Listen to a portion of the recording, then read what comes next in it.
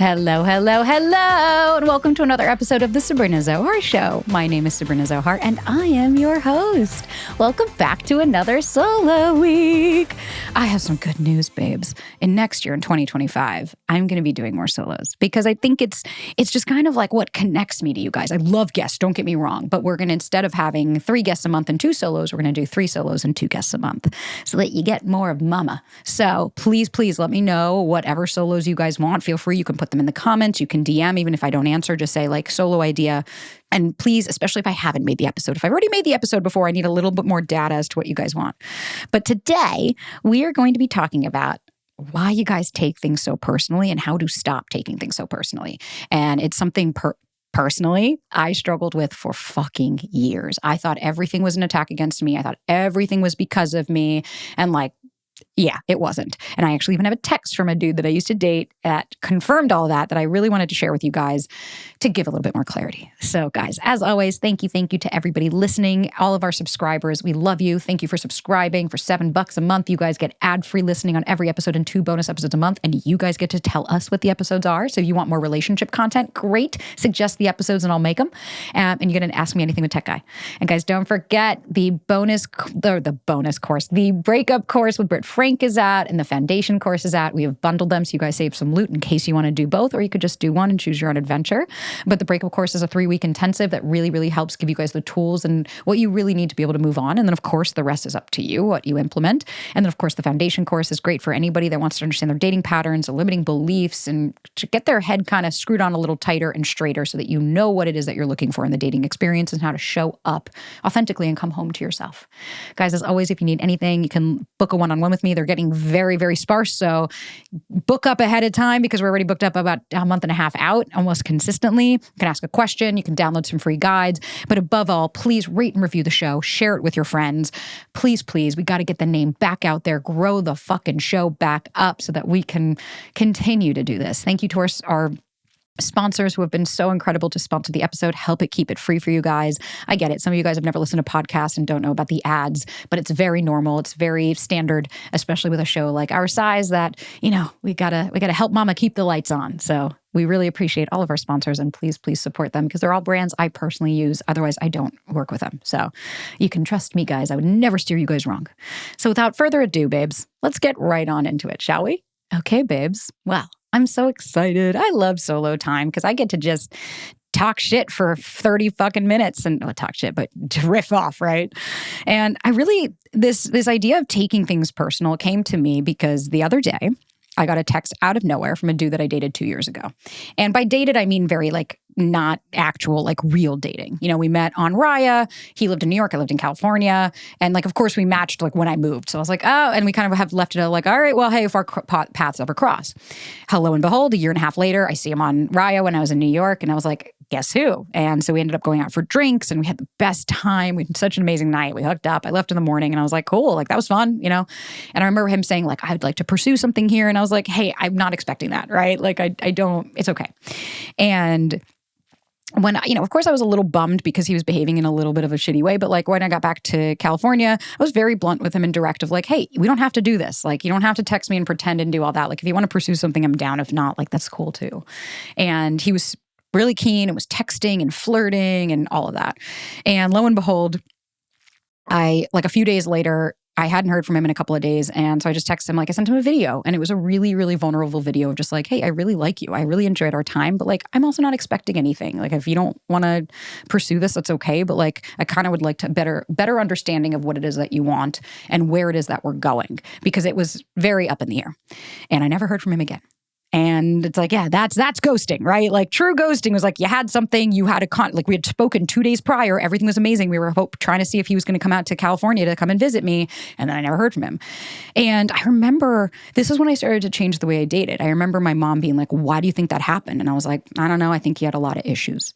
And it was the first time I didn't take it personally. And in the past, I always would have what, am I not good enough? And do you not like me? Did you meet somebody else? No, I just was it happens, right? And then sure enough, this was Saturday, so a week and a half ago, I get a message. And like, mind you, I'm literally looking at the text. I wish you guys could see it. The last is of me, the video of me. He said, "Hi, I wanted to send you something because I hate the way I handled or didn't handle our communication, however long ago it was. Fully recognize this is the most self-serving, so I can feel better about it, but I do hope you understand that it wasn't anything you did, and it was me being immature and an asshole. This is not an acceptable excuse at all, but I can tell you the reason I didn't respond to you is I didn't see that you sent a video, and then I went to text you a few days later and realized I didn't respond to a serious video where you were open about what you were looking for and asking if I was open to that as well, and I completely dropped the ball in reciprocating, being mature and direct. I feel very embarrassed that I did that, and I apologize." You're probably thinking like, relax, dude, it's not that serious, but I've just felt like it needed to be addressed because you didn't deserve a no response after hanging out and talking, texting a bunch, and then putting your honest thoughts and expectations out there. Feel free to ghost and ignore this. I certainly earned it. And all I wrote him back was, "I really appreciate that. Thank you so much." And at first, even my mom, she's like, "Where do you think that came from?" And I was like, he had some substance issues. It wouldn't surprise me if this person's like doing some kind of, making amends and stuff. And like, I hold space for that. And all that did was, the minute I got that text, I remember looking at Ryan going, "That's the episode that we're going to do this week." Because I know, I hear you, I see you, I fucking feel you guys. I know it feels so shitty when someone ends something and you're like, what the fuck? But taking it personally very rarely actually helps, because we have to really think honestly, like, especially with this, I'm like, this guy didn't know me. How could this be something I did? And because I had been such a healthier dater and I'd really been like changing the way I dated, I met Ryan like 5 months later after this. So like, you could imagine like how the progress I was starting to make at this time.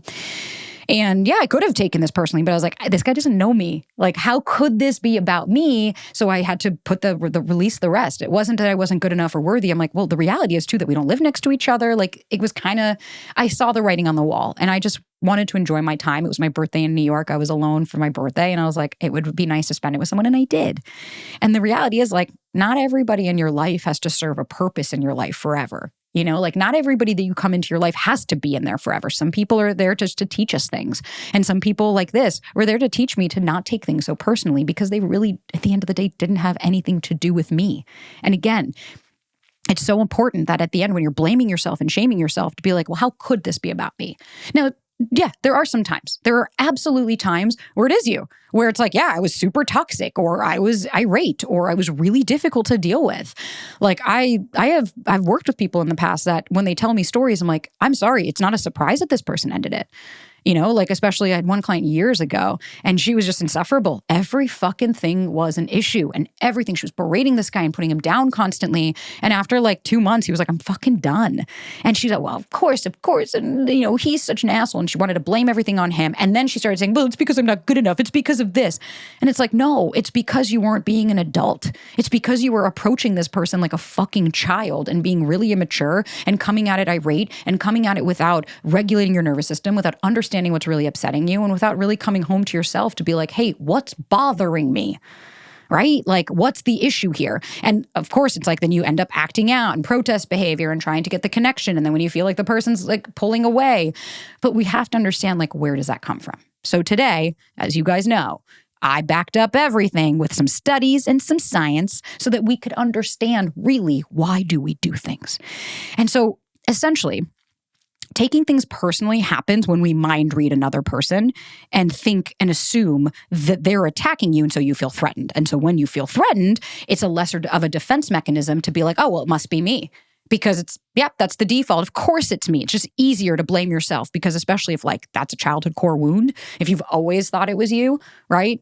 And like we have to also look at like, what were you taught as a child? Me personally, I was taught as a child, you're a burden. You're too much. You're annoying. You're an inconvenience, because that's literally how I was treated.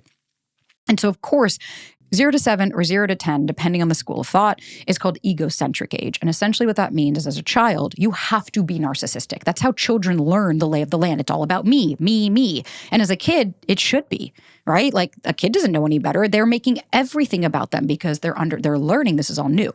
And so when something happens, then of course you internalize it as it's me. I've had clients that their parents divorced and they're like, well, it's because I was a bad kid. And it's like, that might not be factual, but that's how they perceive it. So they think, well, it's all my fault. Everything is my fault. And so that can absolutely be a real like thought process that we have that comes from an earlier wound. And so then to protect ourselves, we start to label this person as a jerk or they're an asshole and I'm the innocent victim, right? Like it's either I'm the worst person ever and they're perfect and they're amazing and they didn't do anything wrong, or what's wrong with me? What, am I not good enough? What a fucking asshole. Did this person not like me enough? What, they don't want to try hard enough? So that we feel, well, I'm the victim. I was done wrong here. And it's like, no, dating oftentimes or usually really isn't always a right or a wrong. Sometimes it's just two people aren't fucking compatible.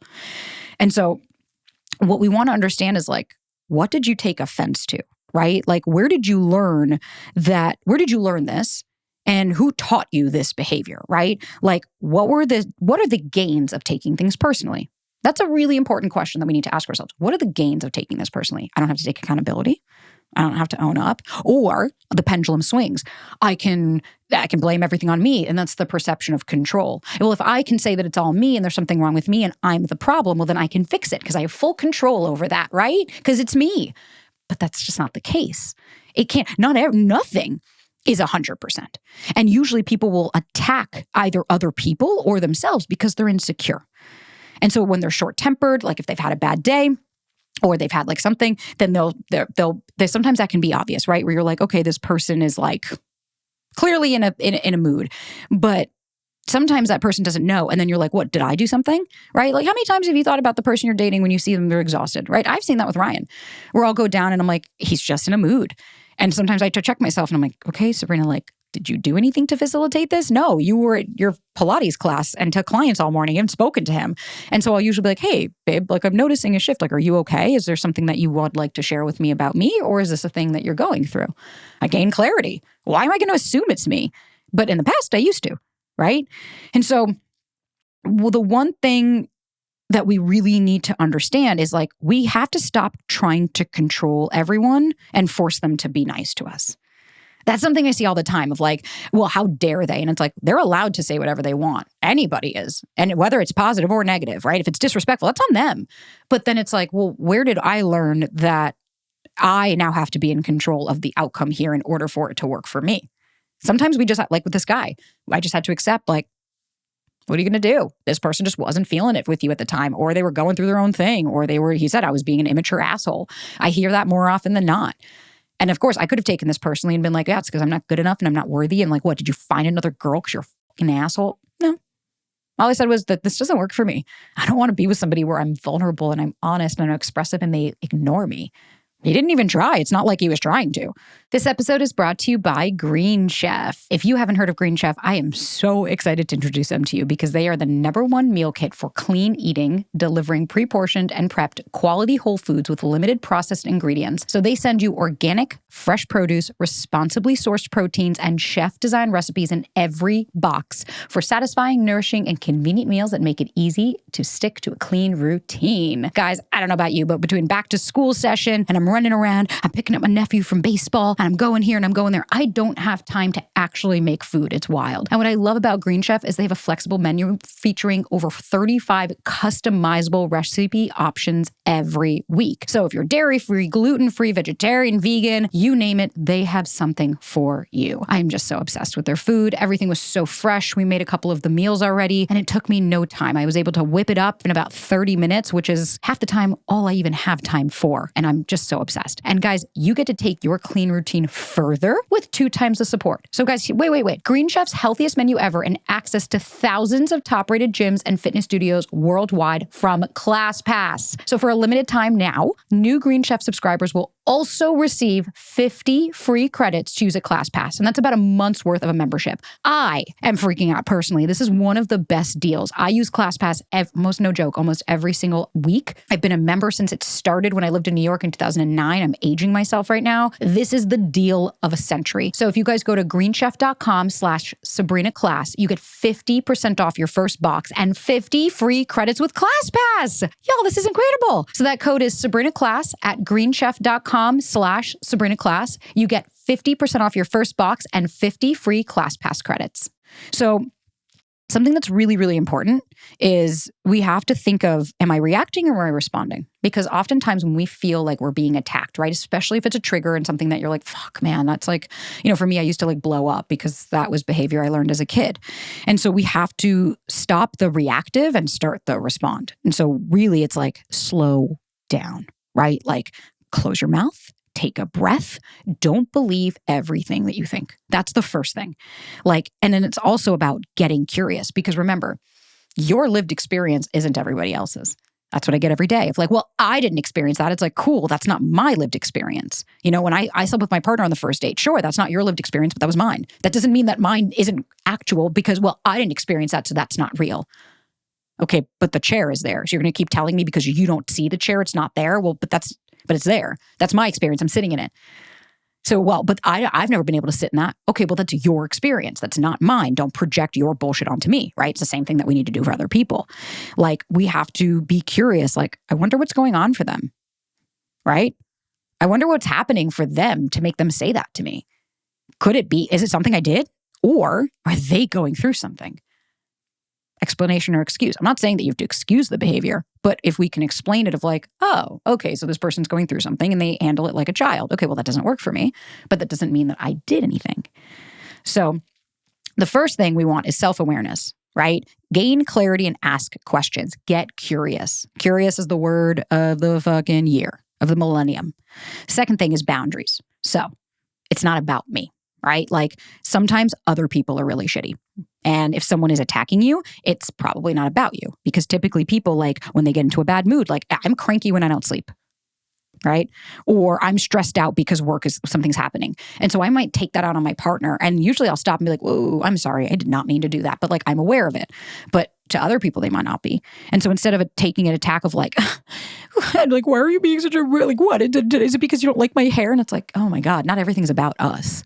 And that's like the other reality is you're not a main character. I like this main character energy. And I'm like, yeah, in your own fucking movie, you're not shit to other people. To maybe your parents, right? Like to family and to friends that you're really close with. But the average person, you ain't shit to them. So what makes you believe that there's something wrong? Like think about it. People yell at their children all the time. Does that mean that the kids are bad? Or does that mean that maybe they're stressed and overwhelmed? So that's kind of something that we need to understand. Then the last step is like, okay, do I do something about this or do I let it go? So like if Ryan is being rude, like yesterday, I came in and he was just in a mood. That was it. He wasn't being rude. He wasn't being disrespectful. He was just kind of like in his own world. And I saw it. And as I was trying to have conversations with him, I wasn't having it. And I was like, okay. So I removed myself and I came upstairs and I thought about it and I was like, okay, let me see how this pans out. And sure enough, he came up and he laid next to me and we talked and like, I didn't have to say anything. I didn't have to do anything because he acknowledged it on his own. But had that been bothering me, I would have processed it and understood what it was bothering me, what was happening. And I've gone down of like, hey, here, I'm struggling with this, or I'm not, or hey, how can I support you? What are you going through? And I find that that's a big area of opportunity that we miss quite often is getting curious about other people's experiences. If somebody's in a bad mood, I'm usually going to ask like, hey, what prompted, especially like think about when you go to a grocery store and someone's just being a dickhead to you. You have to stop. It's like, I just walked in the lane. Like, I'm sorry, my mere existence can't be what puts you in a bad mood, but it's usually something else 9 times out of 10, right? And so I kind of looked up like, why do we take things personally, right? Like, let's understand it. And so the first one is like, self-esteem and identity, right? So our esteem is viewed on how we identify significant roles and how we interpret feedback from others. So according to psychology here, so this is a Tesser's self-evaluation maintenance model in 1988. So this theory posits that people are motivated to maintain a positive self-image. So when relationships or interactions challenge this image, we may reflect defensively and take things personally. And in another study in 2003 by Murray, G. and Holmes, I'm trying to give you guys the studies too, that individuals with low self-esteem are particularly sensitive to rejection and perceived slights. They're more likely to take relationship feedback personally because it threatens their already fragile self-view. So think about the story I've shared with you guys before about the girl that walked into the bar. And she walked into the bar and she was feeling self-conscious. I feel heavy. I don't feel confident. Like, I think everybody is beautiful in their own way. But if you don't feel you're beautiful, I don't have a specific weight, look, type. I don't care. I don't care if you're 1 billion pounds. Well, I do care if you're 1 billion pounds. That would be really unhealthy for you. I don't want that for you guys. But if you're feeling your sexiest, I don't care what you look like, but you need to feel that. And so this woman wasn't. And she went in and everything was personal. The bartender was an asshole to me because I'm fat. And it's like, what? The bartender was an asshole to you because it's New York City on a Saturday night. That's why. But that's what I mean by taking it personally. What a jerk. What a dick. Someone cuts you off on the road. What an asshole. Do you know these people? Do you think they did that to you?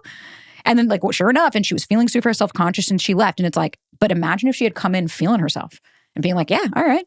So I'm bigger boned. I'm sexy and juicy, baby. I got more to suckle on, if you will. Mama always said, you don't want to fuck a bone. I don't care what you look like again, but I'm just saying, feel yourself. Because when you feel yourself, then very rarely do you take things personally because you're like, I don't know, it's not about me. I know that. But you have to notice how when even some of the fucking trolls I'll get, they'll take something I say so personally and attack me on it. And it's I'm sorry, when was I speaking to you versus the other 3 million people that watched this video? And when you already feel it's projecting, how the fuck you then? And it's okay, so I'm the bad guy? I had that the other day, the video I made about limerence.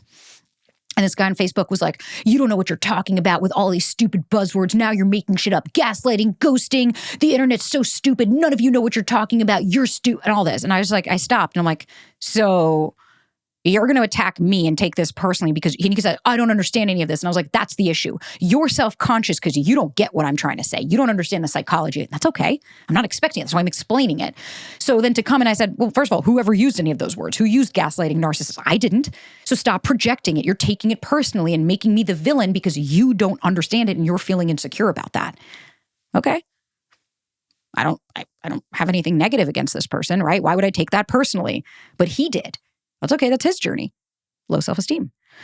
So then the second aspect here is attachment styles, which, as we can imagine, right? So attachment theory suggests that our early relationships with caregivers shape how we perceive and react to personal and interpersonal relationships. So as part of psychology is concerned, typically people with anxious attachment style are more sensitive to perceived threats and fear of rejection of abandonment. So that's why everything feels like a threat, that hypervigilance of scanning the room for safety and constantly trying to find a problem. And well, they didn't put a period at the end of the sentence. You're like, Jesus, fuck, dude.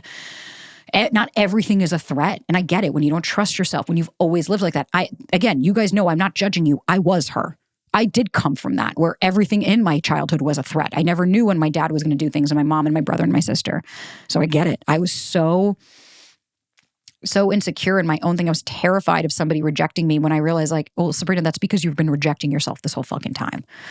And so a study, I'm not even going to try to say this, whatever, 2007, I can't read the name. This research indicates that people with anxious attachment style are more likely to take things personal because they're hyper aware of potential threats in the relationship. So thinking about texting, right? Well, he didn't text me because he doesn't like me or she didn't like me or whatever. I'll say they didn't like me and they didn't want to be with me. And you start creating this narrative. And then the first thing I'm like, cool, what are the facts to back that up? Right? That was a long pause. I'm still here. We don't have any. So when we start to look at, well, how do I know this is personal, right? So the first thing I'll ask you guys is how are you taking this personally? Well, but they didn't text me. Okay, there could be a gazillion, bajillion reasons why, but you're making it as about, it's you. It's you because they're a fucking asshole. And if he wanted to, he would. Right. How is that helping you? Again, we go back to these sweeping generalizations that all thought processes are the same. Everybody thinks the same. And so by saying if he wanted to, he would, you take no accountability for your own shit. You villainize the other person and then you're the victim. Well, they must not want it bad enough. It might not have anything to do with want. Have you looked at yourself as well? Have you also addressed, do they even want a relationship? Are they open to that? Do they have the bandwidth for that? I know so many people that want a lot of things that do not have the bandwidth for those things. I want to be a millionaire. I'm not. So I must not want it bad enough? You want to have no anxiety. Well, you must not want it bad enough, right?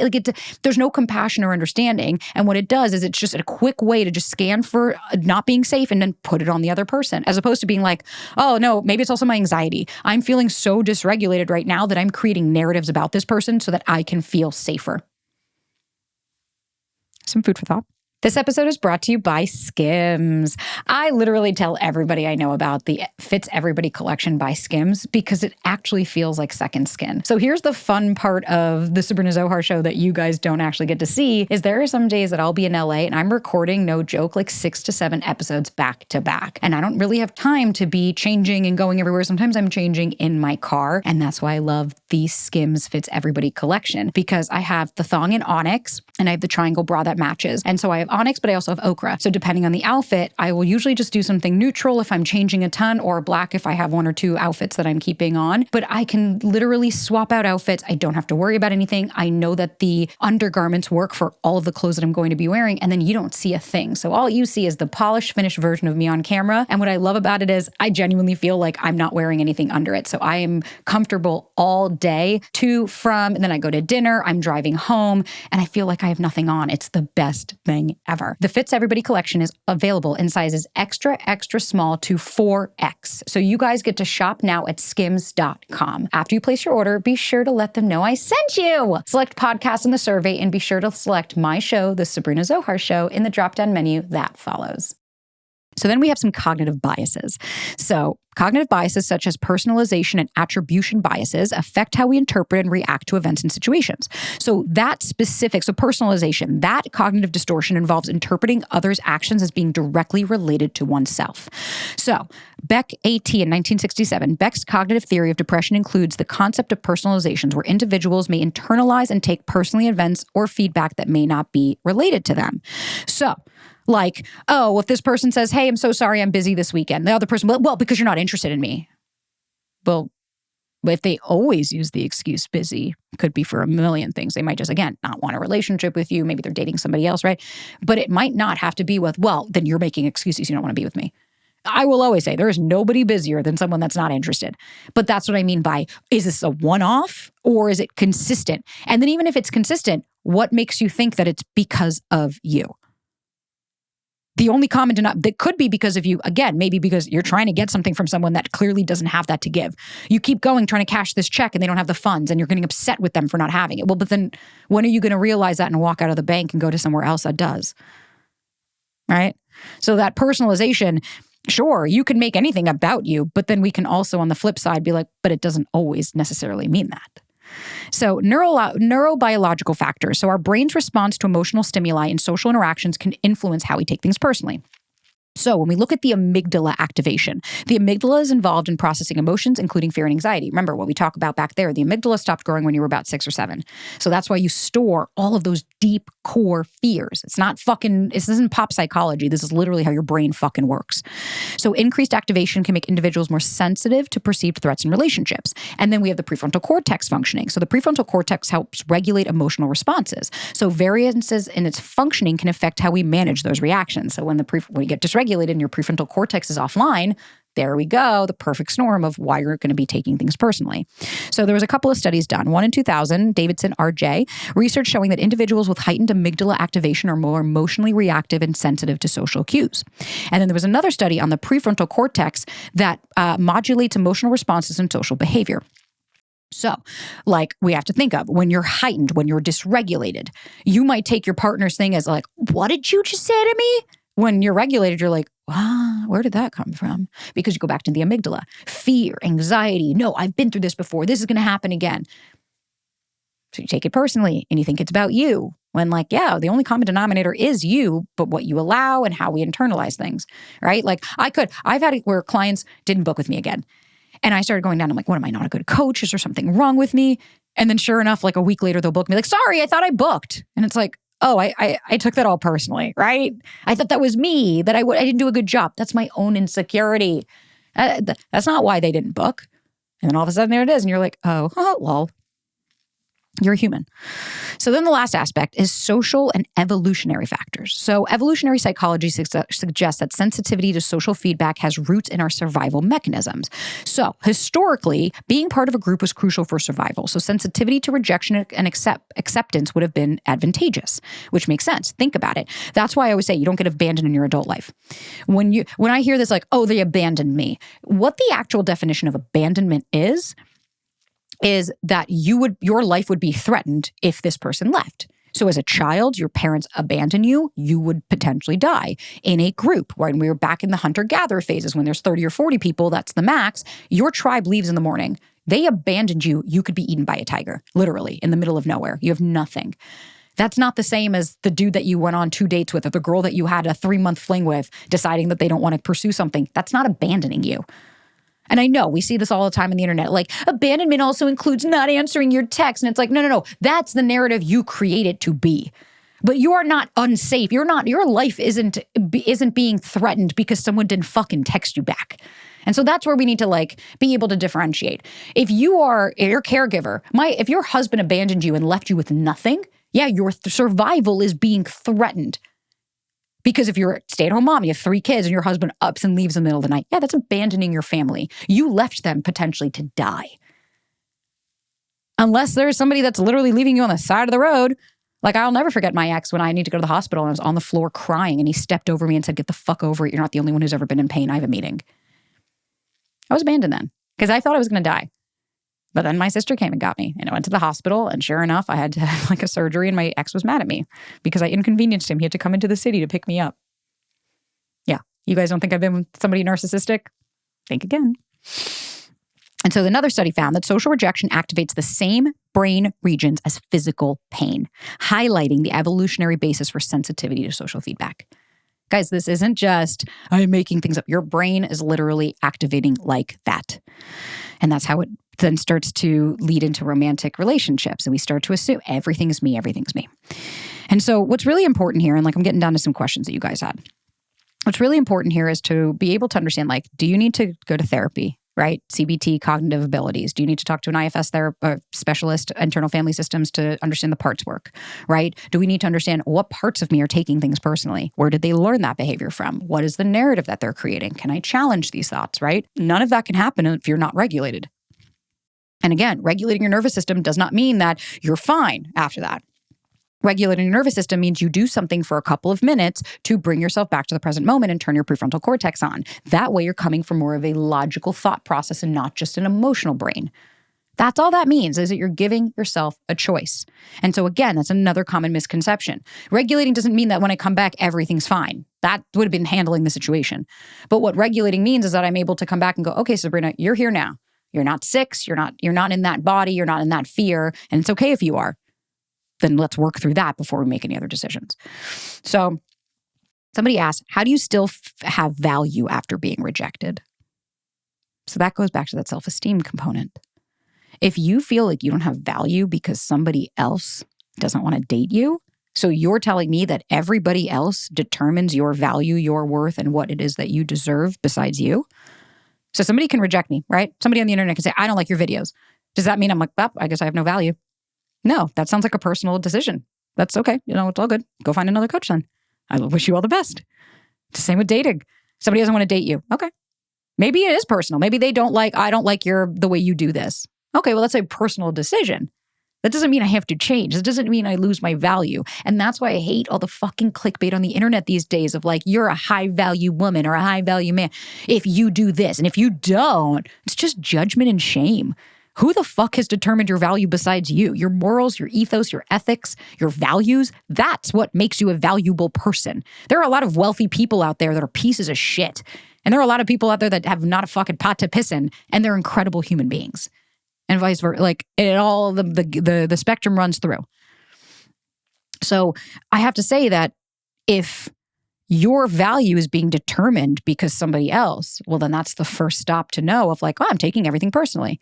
Everything dictates who I am, what I decide, what my mood is. It's a very, very dangerous place to be because you're allowing other people to determine who you are. And when you allow other people to do that, if you don't stand for something, you fall for everything. You know who the fuck you are. Stand in that power. Stop allowing other people that you literally don't fucking know to determine who you are. Your self-worth comes from yourself. Of course, outside perspective can influence that, but I said influence, not determine. And we have to be cognizant of things like that because you are deserving and worthy because of you, because of who you are. But if you're as a child, you learned other than that, then of course you're going to project that into adult relationships. And now if anybody tells you that they don't want to be with you, well, that's where we need to start. Get rejected. Start realizing you don't die. Start realizing who you are and start addressing and understanding, do you even choose them or are you also rejecting them as well? It's okay. I ask this to my clients all the time. I'm like, okay, so if you have somebody, like, how many times I've heard like, oh, am I not worthy and deserving? I had one of my clients and she broke up with a guy. And she was like, he was really nice, like on a couple of dates. And I said, okay, You've said this to me before. I said, imagine if he told you, what, am I not deserving and worthy? And she was like, oh my God, what would that have anything to do with it? I was like, mm-hmm. She just looked at me and she was like, oh, fuck. And it's like, yeah, you see what I mean? It's not always about that. And if you're on a narrative and on a loop and it's just always that, and it's like, then after a while, you have to be like, all right, it's enough. Like, it's kind of the boy who cried wolf after a while where you're like, okay, well, yeah, sure, you want to take this, you want to make this about you. Okay. But at that point, it's very difficult. Think of it like a child. A kid thinks, why'd you do that to me? You're like, I didn't do that to you. Like, that wasn't intentional. But they think everything is a personal attack because that's all they know. That's very valid. So we have to be cognizant of that. This episode is brought to you by BetterHelp. I don't know about you guys, but BetterHelp is part of my self-care non-negotiable, right? Some of you guys might have leg day. For me, I never skip therapy day. So whatever your schedule is, whether you have the kids, you got big work projects, it's easy to let your priorities slip. And I know for me, sometimes I'll go, I'm fine. I don't need therapy this week. I'm okay. Until 2 weeks later pass and I am so burnt out. I'm completely dysregulated. I don't even know which way is up. And all of a sudden I realize that's because I haven't talked to my therapist in almost 3 weeks. And I know at that point, this is not something I can skip. Because at the end of the day, therapy is really important. That's your mental health. That is how you're going to show up authentically every single day. And it's so amazing that you can just go on BetterHelp, find a therapist. If you don't like them, no worries. You just press switch therapist. They'll find you somebody else that you can match with, and you can go from there. That way, you make sure that your mental health is always taken care of, which is a priority. So guys, never skip therapy day with BetterHelp. Visit BetterHelp.com/Sabrina today to get 10% off your first month. That's BetterHelp, HELP.com/Sabrina. So someone said, how do you communicate that things are impacting you personally? So by coming at it with I statements, like when I had Ryan, that issue, right? Well, it wasn't an issue. It was just that he was being a little cold. So if I had processed that, I would be like, hey, babe, can I share something with you? Yeah, what's up? I got to be honest, when you shut down like that, I took it really personally. And I'm not saying that it was something necessarily personal, but to me, how it landed on it was that I started to feel like, what, am I not good enough for you? Like, is this not something that you want? And now I'm not saying there's facts to that, but I'd love to hear your perspective and what your experience was, because it might actually help me alleviate this anxiety and the fact that I am taking this personally. It would really help me out. Communicate, like how, that's why I say first understand what is personal about it, right?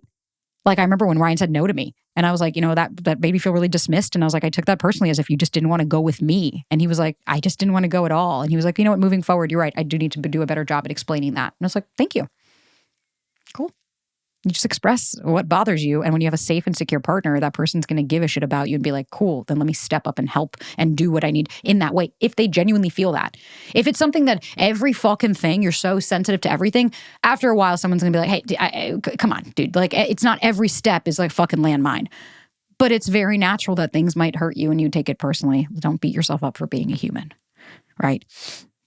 And then someone said, why do I assume a man doesn't want to be with me because I'm not on the leaner side? Babies, I get it.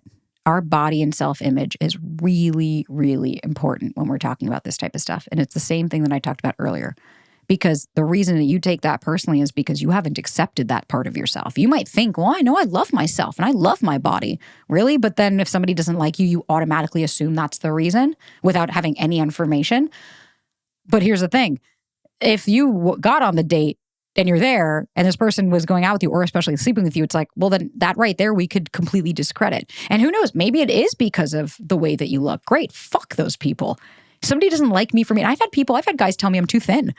I had a guy I dated a couple of years ago say, please don't lose any more weight. And I was like, okay, well, I'm not trying to lose weight. I was like, but I'm not at my ideal goal. And I was like, that's okay. I didn't take that personally. I was like, hey, you like a little bit more meat on you. Okay, that's fine. Well, then please don't try to change me. And so like we have to look at where do we go first? That's the insecurity. That's okay. I see you. I totally understand. Body images are very real. I struggle with them myself. You think I'm trying to kid you? I do. I watched Too Hot to Handle the other day and I was watching one of the girls on there that's a total babe and I was like, fuck, she looks amazing. I'm like, I couldn't imagine walking around in a swimsuit like that. And it's like, okay, that's my journey.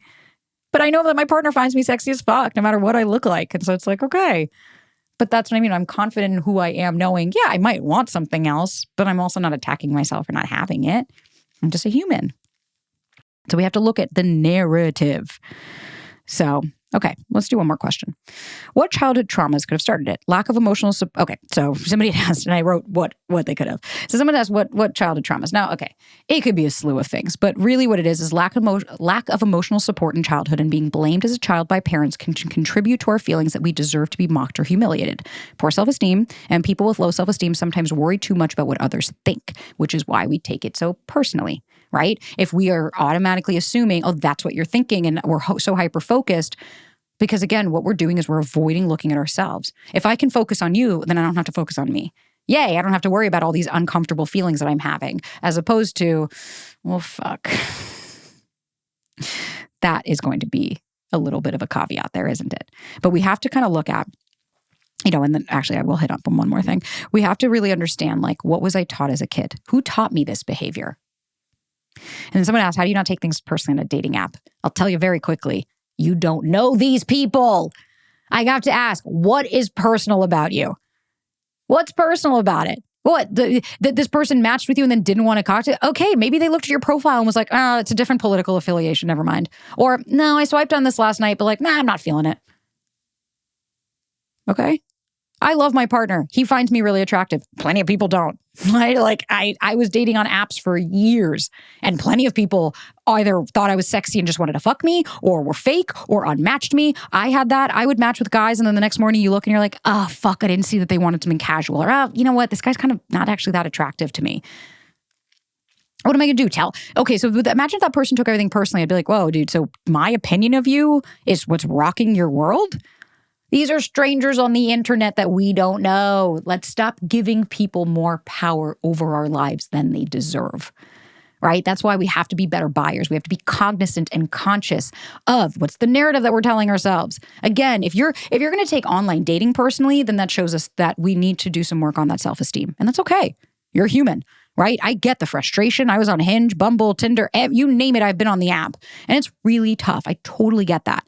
But there isn't any facts to back up that it is about you, right? And then so maybe it's your profile. Maybe it's just something you wrote. Maybe that person looked and went, oh, they don't drink. I do love me a glass of wine. This isn't going to work.